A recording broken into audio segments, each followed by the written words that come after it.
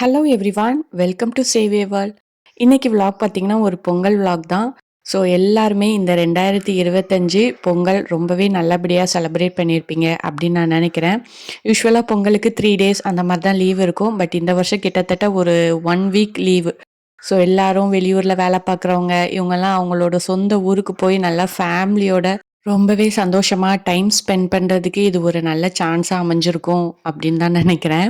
இந்த வீடியோ பொங்கலுக்கு முந்தின நாள் எடுத்ததான். ஸோ அன்னைக்கு ஈவினிங் கொஞ்சம் காய்கறிகள், அப்புறம் பொங்கப்பூ, மஞ்சக்கொலை இந்த மாதிரி திங்ஸ்லாம் வாங்குறதுக்காக கடைக்கு தான் போயிருந்தோம்.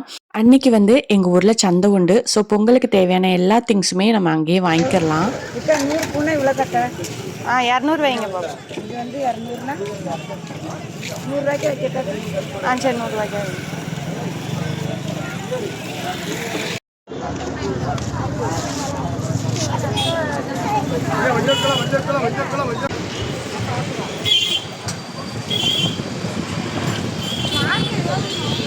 ஸோ சந்தைக்கு வந்து போயிட்டு வந்தாச்சு.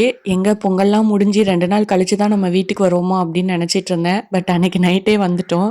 ஏன்னா சந்தையில் அவ்வளோ ஒரு கூட்டம், உள்ளே நுழையவும் முடியாது, வெளியே வரவும் முடியாது. பைக்லாம் ஓட்டிட்டு போகிறது வந்து ரொம்பவே கஷ்டமாக இருந்துச்சு பஜாரில். ஸோ அன்னைக்கு வந்து கொஞ்சம் கோலப்பொடியும் வாங்கிட்டு வந்திருந்தேன். ஏன்னா எங்கள் ஏரியாவில் வந்து கோலப்பொட்டி வைக்கிறதாக சொல்லியிருந்தாங்க. ஃபஸ்ட்டு வந்து சிம்பிளாக ஏதாவது போட்டுடலாம், ரொம்பலாம் இன்வால்வ் ஆக வேண்டாம் அப்படின்னு தான் நினச்சிட்டு இருந்தேன். என்னவோ தெரில, அன்னைக்கு மண்டே ஈவினிங்கில் தான் எனக்குள்ள ஒரு வெறி வந்துருச்சு. எப்படியாவது நம்ம வந்து ஒரு நல்ல கோலமாக போட்டு 3rd ப்ரைஸாவது வாங்கிடணும் அப்படின்ட்டு இருந்தேன். ஸோ அதனால் கடைசி நேரத்தில் தான் கோலத்தெலாம் செலக்ட் பண்ணி அதுக்கு என்னென்ன கலர் வாங்கணுன்ட்டு கொஞ்சம் வாங்கிட்டு இருந்தேன். இன்னொன்று பார்த்தீங்கன்னா, கோலம் போட்டுட்டு இருக்கும்போதே பாதி கலர் காலி ஆயிடுச்சு. ஸோ அதுக்கப்புறம் நாங்கள் எப்பவும் வாங்குற கடை அப்படிங்கிறனால அவங்க வீட்லயே போய் கடைய தொறந்து அதுக்கப்புறம் கோலம்லாம் வாங்கிட்டு வந்து ஃபைனலா பார்த்தீங்கன்னா, எப்படியோ கோலம் போட்டு முடிச்சுட்டேன்.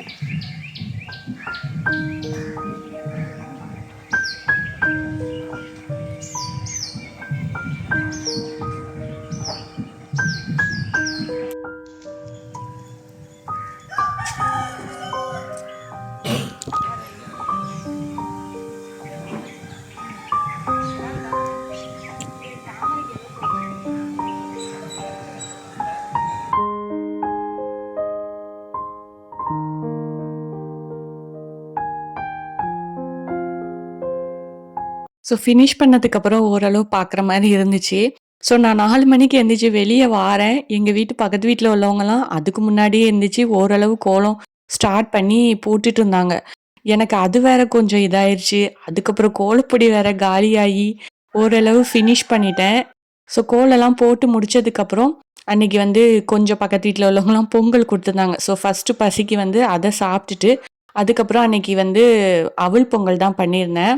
ஸோ அந்த பொங்கல் சாப்பிட்டனால அவல்ல பொங்கல் பண்ணலாம் அப்படின்ட்டு. ஸோ அவல், அப்புறம் வெல்லம் எல்லாமே கொஞ்சம் ஊற போட்டு வச்சுட்டு போயிருந்தேன். வெல்லம்லாம் நல்லா கரைஞ்சிருச்சு. அவலுமே நல்லா ஊறிடுச்சு.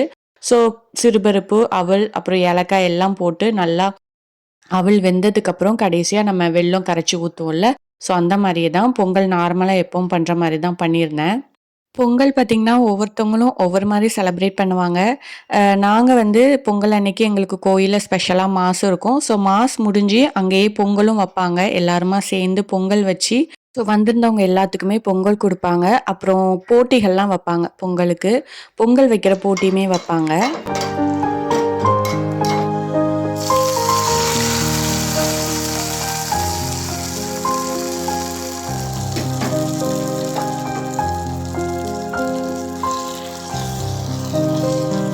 அப்புறம் வீட்லயுமே எல்லாருமே கண்டிப்பா பொங்கல் வைப்பாங்க. ஸோ எங்க வீட்ல பார்த்தீங்கன்னா, சர்க்கரை பொங்கல் எனக்கு மட்டும் தான் பிடிக்கும். அவங்க 2 பேருக்கும் சுத்தமா பிடிக்காது. ஸோ அதனால நான் எப்பவுமே கொஞ்சமா தான் பொங்கல் வைப்பேன். ரொம்ப ட்ரெடிஷ்னலா பானையில வச்சு வாசல்ல விடுவாங்க பார்த்தீங்களா?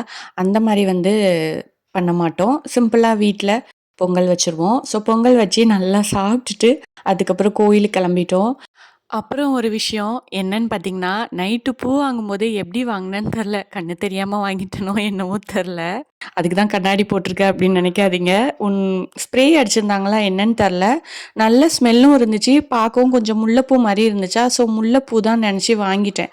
மார்னிங் எடுத்து தலையில வைக்கும்போது தான் பார்க்குறேன், ஸ்மெல்லே வித்தியாசமா இருந்துச்சு. காட்டு மல்லி அப்படின்னு நெனைக்கிறேன். ஸோ அதோட ஸ்மெல் வந்து சுத்தமா நல்லாவே இல்ல. ஸோ எப்படியோ வாங்குனத வேஸ்ட் பண்ணக்கூடாதே அப்படின்ட்டு தலையில பூ வச்சுட்டு அப்படியே கோயிலுக்கு கிளம்பிட்டோம். ஸோ அன்னைக்கு பார்த்தீங்கன்னா, கொஞ்சம் மழையும் தூத்துட்டு இருந்துச்சு. ஸோ கோலமும் நமக்கு அழிஞ்சிடக்கூடாது. நல்ல வேளை போட்டிக்கு வந்து பார்த்துட்டு ஃபோட்டோஸ்லாம் எடுத்துட்டு போயிட்டாங்க. ஸோ அழிஞ்சிடக்கூடாதே கோயிலுக்கு போயிட்டு வர்றதுக்குள்ள அப்படின்ட்டு, அப்படியே கோல பக்கத்துல நின்னு கொஞ்சம் ஃபோட்டோஸ்லாம் எடுத்துட்டு இருந்தோம்.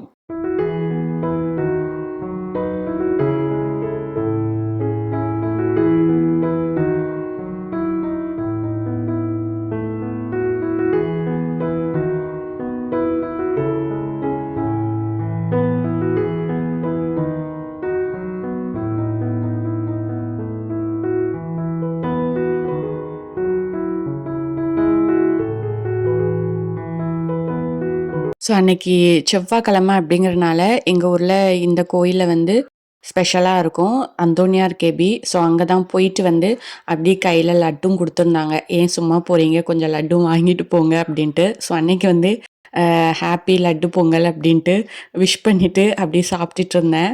கோயிலுக்கு போற வழியிலயுமே கொஞ்சம் நல்லா மழை பெஞ்சிட்டு இருந்துச்சு. அத அப்படியே நனைஞ்சுட்டே போயிட்டு வந்தாச்சு. ஸோ வந்ததுக்கப்புறம் பார்த்தீங்கன்னா, ஆஸ் யூசுவல் மதிய சாப்பாடு தான். ஸோ அன்னைக்கு எப்பவுமே சாம்பார், அவியல் இந்த மாரி தான் இருக்கும் ஸ்பெஷலா. அதனால அன்னைக்கு சாம்பார் வச்சுட்டேன் ஆல்ரெடி. சாம்பார் வச்சு, அவியல் பார்த்தீங்கன்னா, எங்க வீட்ல கொஞ்சம் அவியல் தண்ணியா வைக்கணும்னு சொல்லுவாங்க. ஸோ எல்லா காய்கறியும் கேரட், பீன்ஸு, உருளைக்கிழங்கு, வாழைக்காய் எல்லாம் போட்டு அவியல் வச்சு முடிச்சாச்சு.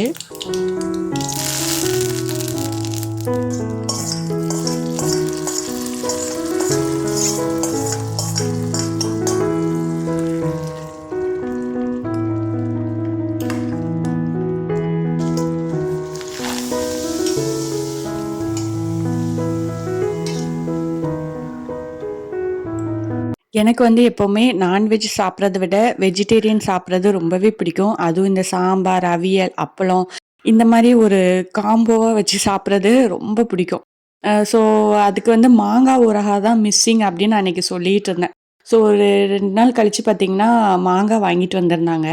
ஸோ அத மாங்காய் ஊறுகாய் போட்டுறலாம் அப்படின்ட்டு அதுக்கு தான் கட் பண்ணிட்டு இருக்கேன். மாங்காய் ஊறுகாய் பார்த்தீங்கன்னா, எங்க வீட்ல எல்லாத்துக்கும் மாங்காய் ஊறுகாய் எடுப்போம். தோசைக்கு, சப்பாத்திக்கு, அப்புறம் சாதத்துக்கு அப்படின்ட்டு. ஸோ எவ்வளோ மாங்காய் ஊறுகாய் போட்டாலும் குயிக்கா காலியாயிரும்.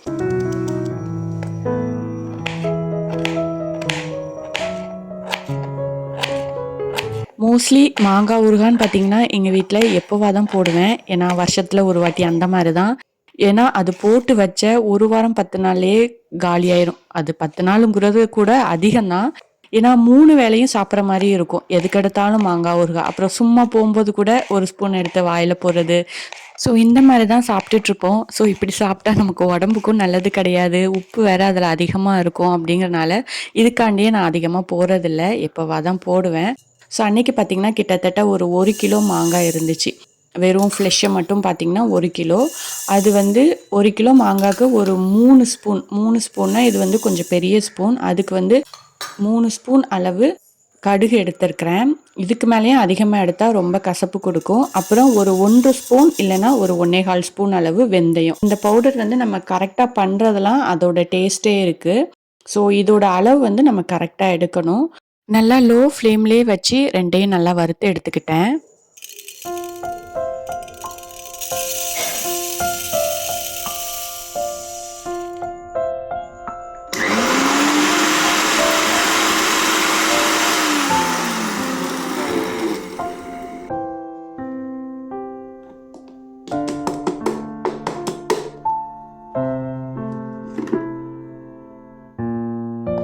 வறுத்து வச்சத நல்லா பவுடர் பண்ணி எடுத்துட்டேன். இது பவுடர் ரொம்ப மையா அரைக்கக்கூடாது. அப்படினாலும் கொஞ்சம் கசப்பு தன்மை குடுக்கும் அப்படிங்கிறனால, கொஞ்சம் கொரகொரப்பா அரைச்சு எடுத்துக்கிறணும். மாங்காவுமே பார்த்தீங்கன்னா, வெட்டினதுக்கு அப்புறம் தான் வெயிட் போட்டு பார்த்தோம். கிட்டத்தட்ட ஒரு 1 கிலோ இருந்துச்சு கரெக்ட்டா. ஸோ 1 கிலோ அளவுக்கு மாங்காக்கு கடுகு, வெந்தயங்கிறது இந்த அளவு நம்ம எடுத்தா கரெக்ட்டா இருக்கும். இதுக்கு மேலேயும் எடுத்தா ரொம்ப கசப்பா இருக்கும். வேணா ஒரு 1/4 ஸ்பூன் வேணா எக்ஸ்ட்ராவா எடுத்துக்கலாம். ஸோ நல்லெண்ணெய் இல்லைன்னா கடலெண்ணெய் யூஸ் பண்ணலாம். நான் நல்லெண்ணெய் தான் யூஸ் பண்ணியிருந்தேன். ஸோ தாளிப்பு போடுறதுக்கு கடுகு, கருவேப்பிலை எடுத்துக்கிறேன். தாளிப்புமே கடுகு, கருவேப்பிலை எல்லாம் கருகாதபடி லோ ஃப்ளேம்லேயே வச்சு தாளித்து எடுத்துக்கிறேன்.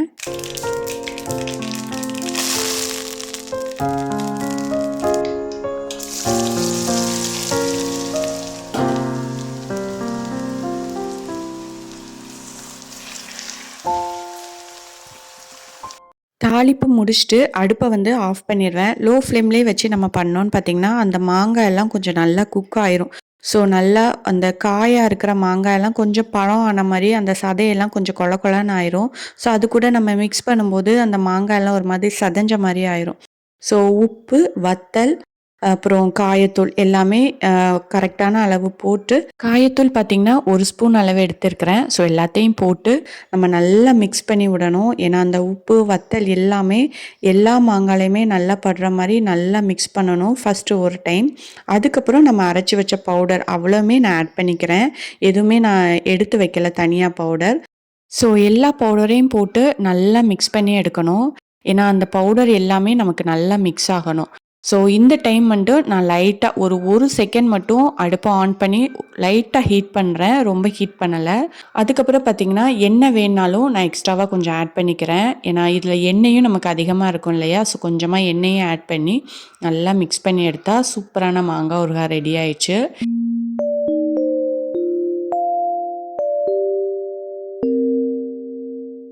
நீங்களும் மாங்காய் ஊறுகாய் பண்ணுறதுக்கு ஏதாவது டிப்ஸ் இருந்தால் எனக்கு கமெண்டில் சொல்லுங்கள். ஸோ இதுவரைக்கும் உங்கள் வேல்யூபிள் டைமை என் கூட ஸ்பெண்ட் பண்ணதுக்காக ரொம்ப ரொம்ப நன்றி. பாய்.